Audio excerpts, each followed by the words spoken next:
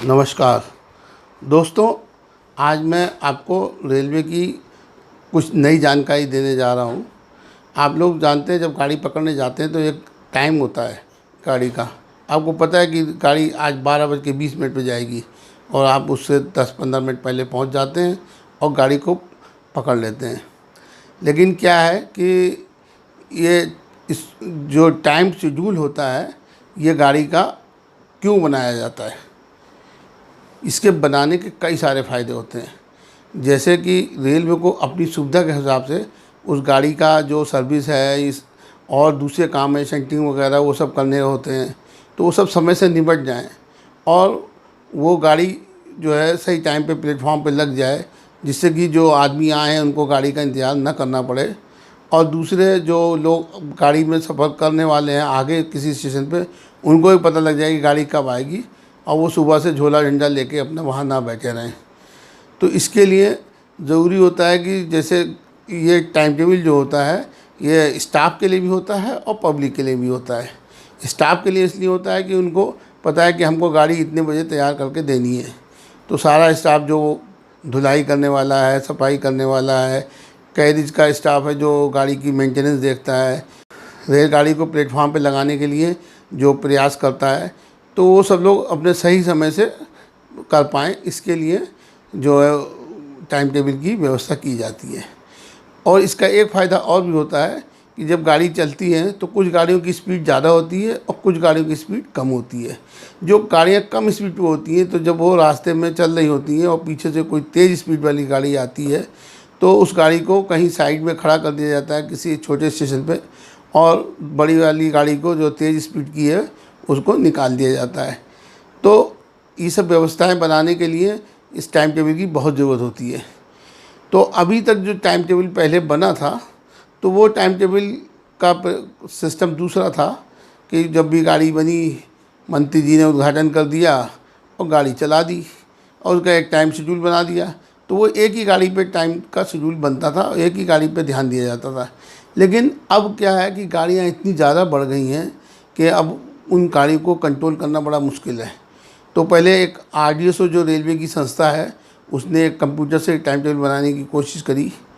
उसके बाद zero based time table, 0 hours का टाइम टेबल कहलाता है, जीरो बेस्ड। तो जीरो बेस्ड टाइम टेबल एक बार सारी करीब 4-5 साल पहले जीरो बेस्ड टाइम टेबल बनाया गया, जिसमें कि सारी गाड़ियों को 0 आवर्स से माना गया। आपने देखा होगा कि बहुत सी गाड़ियाँ जो हैं पहले किसी स्टेशन पे रात में, देहरादून जैसे स्टेशन पे जाती थी और टर्मिनेट हो जाती थी, तो देहरादून स्टेशन पे रात में दूसरी गाड़ी नहीं जाती, तो स्टेशन रात को 10 बजे के बाद बंद हो जाता था और सुबह 5 बजे खुलता था।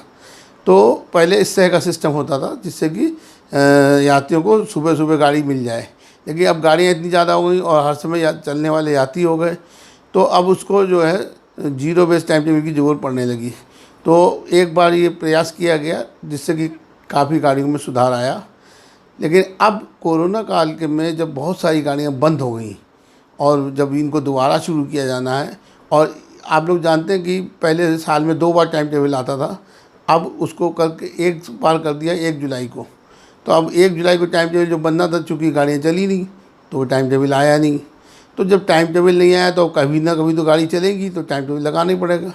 तो रेलवे ने उसका फ़ायदा ये उठाया कि इसको जीरो बेस्ड फिर से करने की कोशिश करी, क्योंकि अब जो गाड़ियाँ चल रही हैं, जब से मोदी सरकार आई है, उसमें कुछ गाड़ियों की स्पीड काफ़ी बढ़ा दी गई है।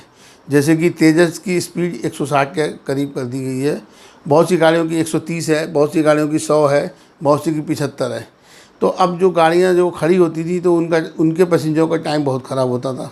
तो इसलिए अब ये सोचा गया कि कोरोना काल में सब गाड़ियाँ बंद हैं तो टाइम टेबल को बनाने की कवायद फिर से करी जाए, जिससे कि कुछ और सुधार आ सके। तो इसके लिए एक टाइम टेबल बनाया जा रहा है जो शायद मेरे ख्याल से अक्टूबर तक आएगा। जब गाड़ियाँ चलना शुरू हो जाएंगी तो 1 अक्टूबर से शायद लागू हो, उसको बनाया जा रहा है। क्योंकि टाइम टेबल बनाने की प्रक्रिया जो है करीब 3-4 महीने ले लेती है। देखिए, सबसे पहले टाइम टेबल की प्लानिंग होती है, उसके बाद उसको डिज़ाइन किया जाता है, उसके बाद उसको जो है पब्लिश किया जाता है। तो ये सब काम करने में 3-4 महीने लग जाते हैं। जो सुधार करने होते हैं उनके लिए कई मीटिंग होती हैं, तो इसलिए काफ़ी टाइम लग जाता है। तो मेरी उम्मीद है कि 1 अक्टूबर तक ये टाइम टेबल आना चाहिए। और अगर अब ये जो ज़ीरो बेस टाइम टेबल बनाया जा रहा है, इसमें क्या है कि रेलवे ने 0 आवर्स पे जो मान के कलकत्ता से या कहीं से शुरू करते हैं, तो यहाँ पे ज़्यादातर कलकत्ता से नॉर्दर्न रेलवे में जो गाड़ियाँ आती हैं उनका 0 बेस कलकत्ता से माना जाता है।